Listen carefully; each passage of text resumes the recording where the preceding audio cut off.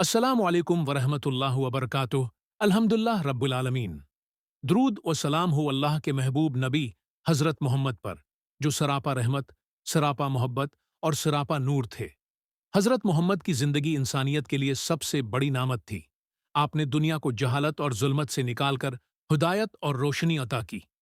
लेकिन दुनिया की हर जान को मौत का जायका चखना है, और वो लम्हा भी आया जब अल्लाह के नबी ने उस फानी दुनिया से पर्दा फरमाया।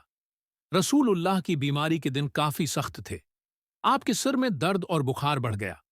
कभी आप हजरत आयशा रजी अल्लाह अन्हा के हुजरे में आराम फरमाते और कभी दूसरी अज़वाज के घरों में। आपने फरमाया कि मुझे आयशा के घर रहने की इजाजत दी जाए। फिर आप वहीं मुंतकिल हो गए। इन आखिरी अयाम में भी आपकी जबान पर यही कलमात थे। मेरे रब के करीब आली रफीक के पास जाना मुझे पसंद है।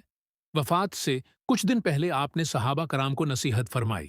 आपने फरमाया, लोगो, नमाज को कायम रखना, गुलामों के साथ नरमी करना और अपने रब से डरते रहना। ये अल्फाज थे गोविया आप अपनी इम्त को आखिरी पैगाम दे रहे थे। फिर वो दिन आया जो इस्लाम की तारीख का सबसे बड़ा सदमा है। 12 रबिया अल-अव्वल, पीर का दिन, ज़हर से पहले का वक्त। मदीना की फजा बोझल थी। सहाबा कराम अपने महबूब नबी के करीब थे। आपने जबान मुबारक से आहिस्ता कहा, बल्कि मैं अपने रब के पास जाना चाहता हूं। और फिर रसूलुल्लाह ने अपनी रूह अपने रब के स्पर्द कर दी। पूरा मदीना गम और सदमे में डूब गया। लोग दीवानों की तरह रो रहे थे। किसी को यकीन ही नहीं आ रहा था।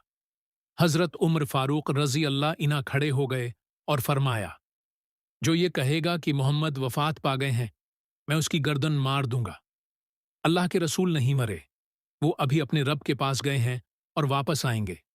इसी वक्त हजरत अबू बकर सदीक रजी अल्लाह अन्हा तशरीफ लाए। उन्होंने रसूल अल्लाह के चेहरा मुबारक से कपड़ा हटाया, पेशानी को चूमा और कहा, अय अल्लाह के नबी, आप जिंदा भी हमारे लिए अजीम थे और वफात के बाद भी अजीम हैं। फिर हजरत अबू बकर ने लोगों को जमा किया और कुरान की यह आयत पढ़ी। उसका तर्जुमा यह है, मोहम्मद तो बस एक रसूल हैं, उनसे पहले भी कई रसूल गुजर चुके हैं। क्या अगर वो वफात पा जाएं या कत्ल कर दिए जाएं तो तुम अपनी एड़ियों के बल पलट जाओगे? जब सहाबा ने ये आयत सुनी तो सबकी आंखें खुल गईं। सबको यकीन हो गया कि अल्लाह के नबी दुनिया से रुखसत हो चुके हैं। सहाबा कराम ने मशूरा किया कि रसूलुल्लाह को कहाँ दफन किया जाए। फिर फैसला हुआ कि आपको वहीं दफन किया जाए जहां आपका विसाल हुआ था। यूं आपको हजरत आयशा रजी अल्लाह अन्हा के हुजरे में दफन किया गया। ये वाकया इमत मुसलमा के लिए एक बहुत बड़ा सदमा था, मगर उसके साथ साथ एक पैगाम भी था। अल्लाह के नबी ने दीन की इमानत हम तक पहुंचा दी है। अब यह हमारी जिम्मेदारी है कि हम नमाज कायम करें, कुरान पर अमल करें, एक दूसरे के साथ नेकी करें और अल्लाह से डरते रहें। दुनिया फानी है, लेकिन अल्लाह का दीन बाकी है। अल्लाह के रसूल ने हमें बता दिया कि असल जिंदगी आखिरत की जिंदगी है और कामयाबी सिर्फ उसी के लिए है जो अल्लाह और उसके रसूल के हुक्म पर चले। आइए दुआ करते हैं।